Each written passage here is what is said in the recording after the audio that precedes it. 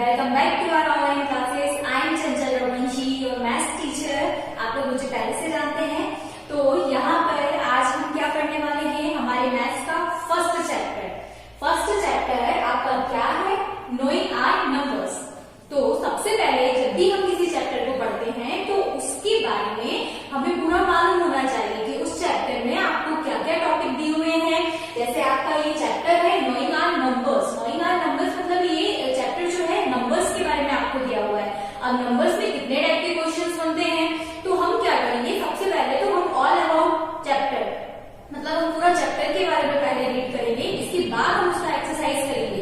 जब आपको पूरा चैप्टर के बारे में मालूम चल जाएगा कि उसमें आपको ये टॉपिक दिए हुए हैं, हर एक टॉपिक को हम लेंगे, उसको समझेंगे, इसके बाद हम एक्सरसाइज करेंगे। तो एक्सरसाइज आपसे आराम से करते बनेगा। तो यहाँ पर हमारा चैप्टर नोइंग आवर नंबर्स है, तो इसमें हम ऑल अबाउट चैप्टर, आज हम पूरा चैप्टर के बारे में पढ़ेंगे, देन हम नेक्स्ट क्लास में उसकी एक्सरसाइज को करेंगे। तो यहाँ पर हमको क्या दिया हुआ है, कंपेयरिंग ऑफ नंबर्स। आपका फर्स्ट टॉपिक है कंपेयरिंग ऑफ नंबर्स। वैसे कंपेयर करने नंबर्स के बीच में बहुत इजी होता है। अगर आपको छोटा नंबर दिया हुआ है तो बहुत इजी है, आप उसको देखकर ऑब्जर्वेशन करके तुरंत बता देंगे कि इनमें से कौन सा नंबर बड़ा है। जैसे कि यहाँ पर दिया हुआ है 32 एंड 46। आपके चैप्टर का फर्स्ट टॉपिक है ये कंपेयरिंग ऑफ नंबर्स। तो यहाँ पर आपको दो नंबर्स दिए हुए हैं 32, 46। क्लियर है, हम तो देखकर बता देंगे कि 32 और 46 में से क्या बड़ा है, 46 बड़ा है। तो हम यहाँ पर सिंबल को यहाँ ओपन कर देंगे 46 के साइड। आप सेकेंड नंबर देखते हैं, यहाँ पर हमको 126 दिया हुआ है, यहाँ पर 128। ये भी इजी था, हमने देखा, हमको समझ में आया 128 बड़ा है, तो हमने सिंबल को 128 की तरफ ओपन कर दिया। अब यहाँ पर थर्ड हमको दिया हुआ, थर्ड नंबर जो है 3642, 3641। ये थोड़ा सा बड़ा नंबर था, पर फिर भी आप कंपेयरिंग इसकी कर लेंगे। तो इसको हमने सिर्फ देखा, हमको समझ में आ गया कि यहाँ पर 42 है, यहाँ पर 41 है, तो हम 42 ग्रेटर है तो हमने उसकी तरफ सिंबल को ओपन कर दिया। अब ये जो नंबर है ये कितने डिजिट का है, लास्ट नंबर 1 2 3 4 5 डिजिट नंबर है। अब जरूरी तो नहीं कि आपको 2 डिजिट का नंबर मिले कंपेयर करने को, या 3 डिजिट का नंबर मिले कंपेयर करने को। आपको कंपैरिजन बिल्कुल पूरा आना चाहिए। इसके बाद चाहे आपको 10 डिजिट का नंबर भी मिल जाए कंपेयर करने को, तो उसका एक तरीका होता है। इस तरीके से छोटे नंबर हैं तो हम बाय ऑब्जर्वेशन हम कर सकते हैं कि हम सिर्फ उसको देखकर बता देंगे कि इनमें से कौन सा नंबर बड़ा है, कौन सा छोटा है।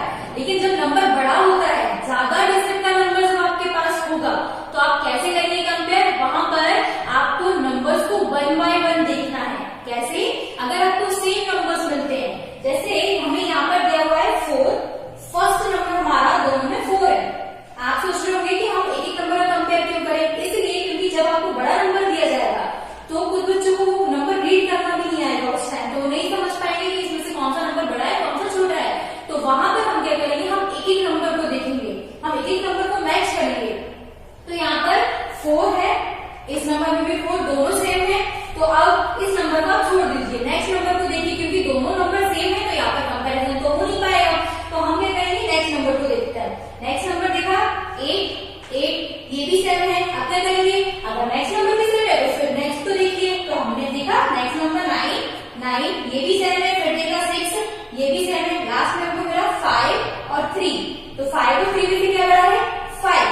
मतलब ये नंबर यहाँ से यहाँ तक तो सारे सेम थे, लेकिन इसके बाद जो लास्ट नंबर हमारे पास मिला वो जिस नंबर में बड़ा है वहीं पर हमें क्लियर हो गया कि वो नंबर बड़ा है। तो यहाँ पर 5 बड़ा है, मतलब ये नंबर बड़ा है। क्लियर, ऐसे आपको नंबर्स की कंपैरिजन करना है। अगर आपको बहुत सारे डिजिट के नंबर्स दिए हुए हैं, 8 डिजिट नंबर या 9 डिजिट नंबर दिया हुआ है, तो आप एक एक नंबर को कंपेयर करेंगे। जहां तक नंबर सेम हो रहे हैं उसके बाद कंपेयर करिए। अगर एक नंबर भी बड़ा निकलता है डिजिट में, तो मतलब वो वाली डिजिट हमारी बड़ी है। क्लियर, तो जैसे कि मैंने पहले ही आपको कहा था कि हम इस क्लास में क्या पढ़ेंगे, ऑल अबाउट चैप्टर के बारे में हम सब कुछ पढ़ेंगे। जो जो टॉपिक हमको चैप्टर में दिए इसके बाद हम उसका एक्सरसाइज करेंगे। तो यहाँ पर सेकेंड टॉपिक हमारा आता है प्लेस वैल्यू। ठीक है, आपके चैप्टर में आपके क्वेश्चन दिए हुए प्लेस वैल्यू के। तो सबसे पहले तो ये समझना जरूरी है कि प्लेस वैल्यू क्या होता है ना। इसके बाद क्वेश्चन करना तो वैसे भी आपके लिए इजी हो जाएगा, जब आपको ये समझ में आ जाएगा। तो मान लीजिए हमारे पास एक नंबर, अब इसको आप काउंटिंग बस समझिएगा, एक नंबर है। Okay, then clear. अब यहाँ पर आपको इस नंबर को रीड करना है। इस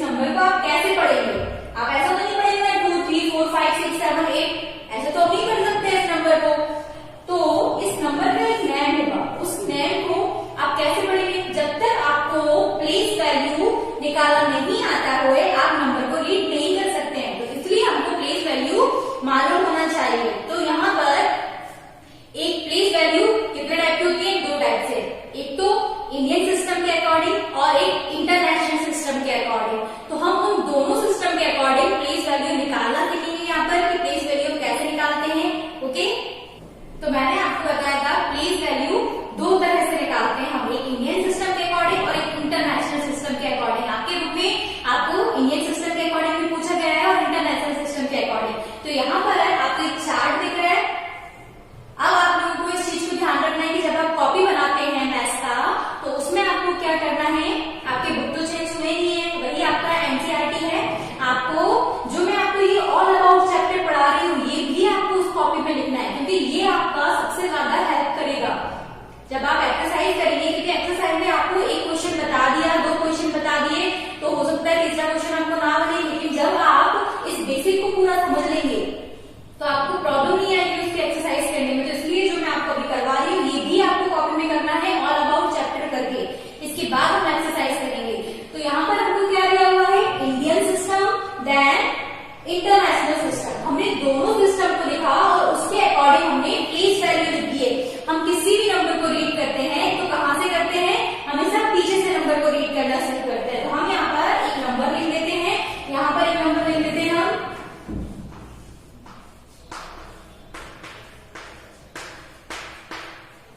एक हमने ये नंबर लिख लिया है। अब इस नंबर को हमको रीड करना है और हमको इंडियन और इंटरनेशनल दोनों सिस्टम के अकॉर्डिंग इसका नाम भी लिखना है। तो हम कैसे लिखेंगे, हमको मालूम है कि हम नंबर को हमेशा पीछे से रीड करते हैं। तो जो इंडियन सिस्टम होता है उसमें कैसे रीड करते हैं हम नंबर को, 1, 10, 100, 1000, 10,000, लाख, 10 लाख, करोड़, 10 करोड़, और ऐसे करके ये आगे हमारी सीरीज चलती जाती है। इस तरीके से हम इंडियन सिस्टम में इसको रीड करते हैं। आप इंटरनेशनल सिस्टम में हमें किसी नंबर को रीड कैसे करते हैं, नंबर को तो हम हमेशा पीछे से ही रीड करते हैं। अब यहाँ पे क्या करते हैं, 1, 10, 100,000, 10,000, 10,000 तक ये सेम इंडियन सिस्टम के जैसा होता है। लेकिन जैसे 10,000 के बाद आता है तो इसमें क्या हो जाता है, 10,000 के बाद 100,000 आता है, ना कि लाख। किसमें, इंटरनेशनल सिस्टम में। इंटरनेशनल सिस्टम में 3 का ग्रुपिंग चलती है। जैसे देखो, 1 10 100,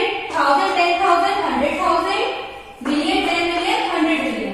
तो इस चीज से आपको ध्यान रखना है कि इंटरनेशनल सिस्टम में 3 का ग्रुपिंग चलता है। तो जिसमें 1 10 100, 10,000, 10, 1 10 100, 1000, 10,000, 100,000, मिलियन 10 मिलियन, 100 मिलियन, इस टाइप से 3 का ग्रुप चलता है। तो आपको ये चीज याद रखनी है, ये चार्ट बनाना आपको सीखना है।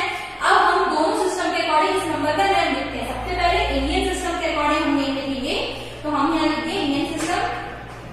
तो अब इस नंबर को रीड करते हैं, 1 10 100 1000 10,000, लाख, 10 लाख, करोड़। करोड़ किस पर आया, 9 पर। तो ये क्या हो गया हमारा, 9 करोड़। देन 9 करोड़ हम लिख चुके। अब हमको फिर से रीड करना है कहां तक, जो हम लिख चुके हैं उसके बाद, 1 10 100,000, 10,000, लाख, 10 लाख, 10 लाख। अब 10 में कितने डिजिट होते हैं, 2 डिजिट होते हैं। तो यहाँ पर हम सिर्फ 8 लाख नहीं लिखेंगे, हम क्या लिखेंगे, 87 लाख, क्योंकि हमारा 8 पर 10 लाख आ रहा है, मतलब 8 के साथ ये क्या है, 87, 10 के प्लेस तक का उसका डिजिट लिखेंगे। तो ये क्या हो जाएगा, 87। लेकिन अभी हमारे पास 10 लाख आया तब हमने 87 लिखा। अगर हमारे पास सिर्फ लाख आया होता इस पर तो हम सिर्फ 8 लाख लिखते। तो यहाँ पर हम क्या लिखेंगे, 87 लाख, क्योंकि इसमें 8 पर 10 लाख का आ रहा था वैल्यू। ठीक है, तो हम क्या लिखें,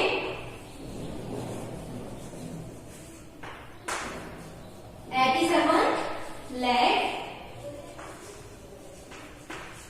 देन अब हम यहाँ पर 1 10 100 1000 10,000, सेम 10,000 आया। 10,000 मतलब ये 6 पर 10,000 आया है, तो इसकी दोनों नंबर 10th प्लेस पर आए हैं। तो मतलब 10th प्लेस में 2 डिजिट होते हैं। तो हम यहाँ पर 65,000 लिखेंगे। क्या लिखेंगे, 65,000।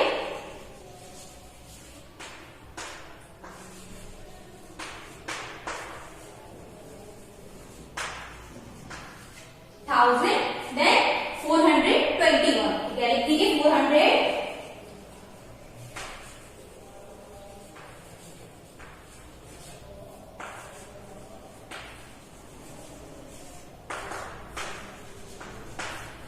क्लियर।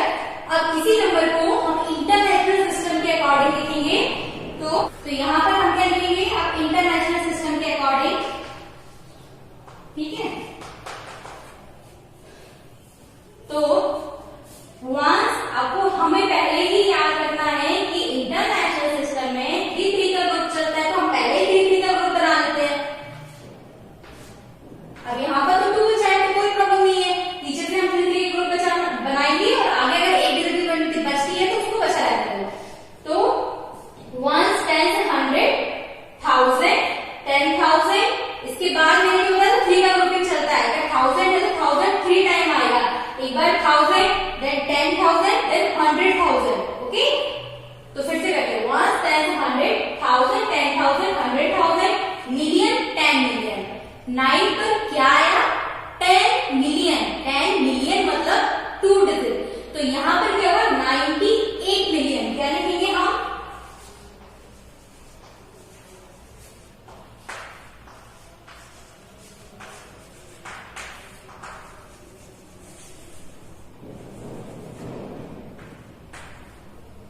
ये क्या होगा 98 मिलियन। देन 1 10 100 1000 10,000 100,000, तो ये क्या हो गया 765 मिलियन। क्या हो गया ये 1 10 100 1000 10,000 100,000, 7 पर हमारे पास 100,000 आ रहा है। 100,000 मतलब 100 में हमारे 3 डिजिट होते हैं, मतलब 100 में हमारे तीनों डिजिट आएंगे, ओके। तो ये क्या हो गया 765,000, क्योंकि 7 पर हमारा 100,000 आ रहा है, तो ये क्या हो गया 765,000। क्या लिखेंगे हम 700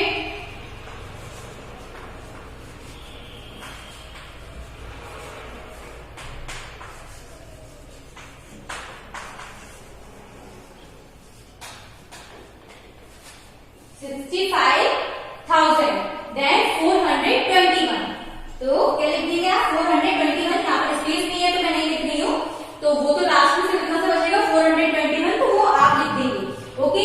इस चार्ट को आपको आपकी कॉपी में बनाना है, बार बार प्रैक्टिस करना है, नंबर्स की जरूरी नहीं है कि आप अपने बुक में से करें, आप ऐसे खुद मन से बहुत सारे नंबर्स ले सकते हैं और उनके नेम लिख सकते हैं इंडियन इंटरनेशनल सिस्टम के अकॉर्डिंग। अगर समझ में नहीं आता है तो आप इस वीडियो को 2-2 बार देखिए, तब आपको समझ में आएगा, क्लियर। अब आप देखिए हमारा थर्ड टॉपिक क्या है, कोमा। कोमास आपको आपके बुक में क्वेश्चन दिया हुआ है, putting the commas according Indian system according international system. आपको जैसे कि हमारे प्लेस वैल्यू अलग अलग होते हैं इंडियन और इंटरनेशनल सिस्टम में, वैसे ही कोमा लगाने का भी इंडियन और इंटरनेशनल सिस्टम दोनों में अलग अलग तरीका होता है। कैसे, तो अगर आपको प्लेस वैल्यू निकालना आता है तो वो और भी ज्यादा इजी हो जाएगा। देखिए इंडियन सिस्टम में हम क्या करते हैं, सबसे पहले हम लास्ट से 3 नंबर का ग्रुप बनाते हैं, देन 2 का। आप देखिए 3 नंबर का एक ग्रुप बन गया, 2 का एक बन गया, 2 का एक बन गया, लेकिन यहाँ पर 1 नंबर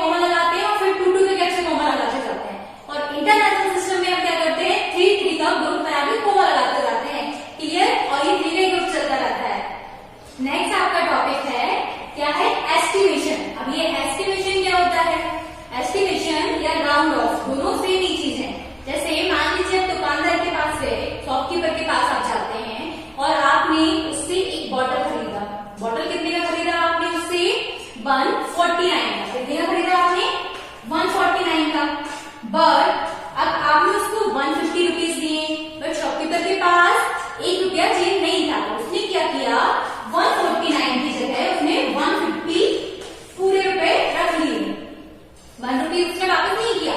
तो ये क्या है, ये दैट इज कॉल्ड एस्टिमेशन। यही एस्टिमेशन होता है, मतलब उस डिजिट के आसपास की डिजिट बताना, वो क्या होता है एस्टिमेशन कहलाता है। जैसे कि हमको यहाँ पर समझ में आ गया कि उसने 1 रुपया ज्यादा रख लिया, तो ये क्या है, ये एस्टिमेशन अमाउंट है, राउंड ऑफ 149। क्लियर।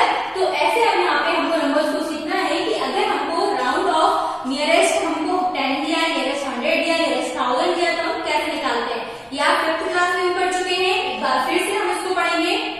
अब देखिए आपको क्वेश्चन किस टाइप से पूछे जाते हैं, नियरेस्ट 10, आपको एक नंबर दे दिया और आपको पूछा कि इस नंबर का आपको क्या करना है, एस्टिमेशन अमाउंट निकालना है। कैसे, नियरेस्ट 10, मतलब ये 10 के किसने पास है उस हिसाब से आपको राउंड ऑफ करना है। तो यहाँ पर आप ध्यान रखिए, आपको पूछा है नियरेस्ट 10 में 2 डिजिट होते हैं, तो हम सबसे पहले यहाँ पर लास्ट के 2 डिजिट लेंगे। लास्ट के 2 डिजिट क्या है 26। ओके, हमारे पास 26 है, हमने लिख लिया 26। अब हमें 10 प्लेस पर जाना है, 26 के पहले ऐसा कौन सा नंबर है जिसमें 10 का वैल्यू आता है, तो वो क्या है 20, और 26 के बाद क्या आता है 30, मतलब हमको 0 लाना है। ठीक है, तो हमने 26 लिखा, 26 के पहले हमने 20 लिख लिया और 26 के बाद हमने 30 लिख लिया। अब अगर हम देखें तो 20 और 26 के बीच में कितने का गैप है 6 का, और 26 और 30 के बीच में कितने का गैप है 4 का। तो 26 किससे ज्यादा पास है, ऑब्वियसली 30 के ज्यादा पास है। तो ये जो 26 है, ये 26 की जगह क्या हो जाएगा 30, तो हम क्या लिख देंगे यहाँ पर 230। ये 26 राउंड ऑफ करके 30 हो गया है। ठीक है, हमको नियरेस्ट 10 निकालना था, इसलिए हमने लास्ट के 2 डिजिट देखे। क्लियर।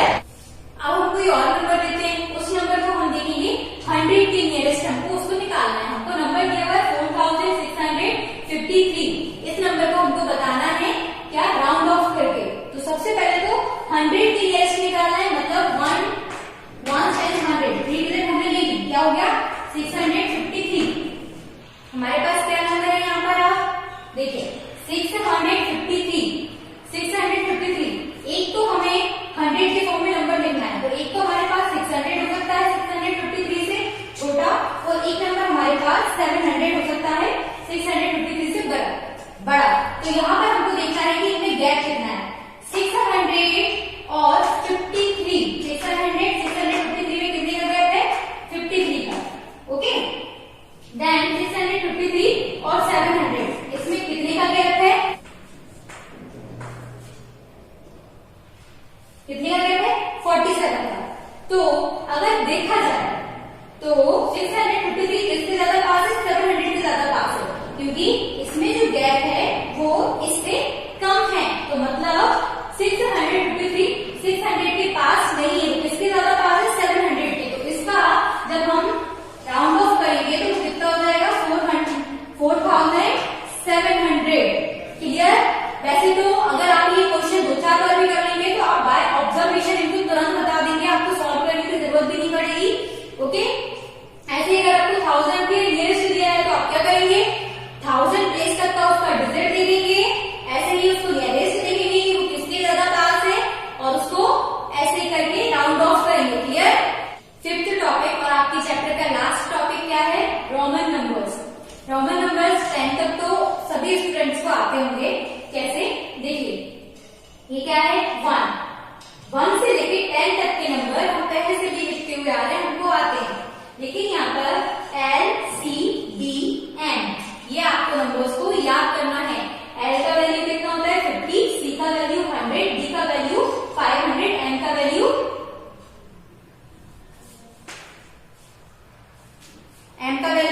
1000। तो ये चीजें आपको याद करना है और ये आपको आपके रिकॉर्ड में मेंटेन करके रखना है, इनको लिखना है। ठीक है। अब इन रोमन नंबर्स के कुछ रूल्स होते हैं, क्योंकि अब आप बड़ी क्लास में आ गए हैं, तो सिर्फ रोमन नंबर्स में आपको लिखने को नहीं पूछा जाएगा, आपको इस तरीके के क्वेश्चन पूछे जाएंगे इसमें आप कंफ्यूज हो, है ना। तो उनके जब रूल्स आपको मालूम चल जाएगा तो आपको समझ में आ जाएगा कि रोमन नंबर्स हम कैसे लिखते हैं। क्लियर। तो हम उनको पढ़ते हैं। तो देखिए फर्स्ट रूल आपको क्या दिया हुआ है, if a symbol is repeated its values added but V, L and D never repeated। मतलब इसमें आपको बताया गया है कि अगर कोई सिंबल रोमन नंबर का रिपीट होता है, लाइक ये 10 का सिंबल है, इसको हमने रिपीट किया, एक बार और लिख दिया, तो ये क्या हुआ, ऐड हो गया।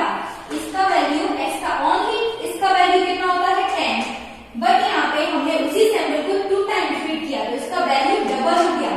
अगर इसी को हम 3 टाइम रिपीट कर देते हैं तो इसका वैल्यू ट्रिपल हो गया। क्लियर? ऐसे उसका वैल्यू ऐड होता जाता है जब हम सिंबल्स को रिपीट करते हैं। क्लियर? अब यहाँ पे आपको उन्होंने एक चीज बताई है कि कोई भी V, L और D ये जो सिंबल्स है कभी भी रिपीट नहीं होते। आप इस तरीके से नहीं लिख सकते हो कि ये 15 हो गया, 5 5 5 15 हो गया, ये क्या है, गलत है। इस तरीके से V, L और D को हम कभी भी रिपीट नहीं करते हैं। क्लियर? देखिए यहाँ पर सेकेंड रूल आपको दिया हुआ है, a symbol is not repeated more than 3 times. कोई भी रोमन नंबर हम 3 टाइम्स से ज्यादा रिपीट नहीं कर सकते। अगर आप सोचो कि ये 10 का सिंबल है, इसको हम 4 टाइम लिख देते हैं तो ये हो गया 40, ये गलत है क्योंकि कोई भी रोमन नंबर 3 टाइम्स से ज्यादा रिपीट नहीं होता है। तो यहाँ पर ये रॉन्ग है, तो आपको इस चीज को ध्यान रखना है। जितने भी ये मैं रूल्स लिखवा रही हूँ आपको अपने कॉपी में नोट करना है। Clear? Then if a symbol of smaller value is written to the right side of symbol of greater value, its value gets add. इसमें आपको बताया है कि अगर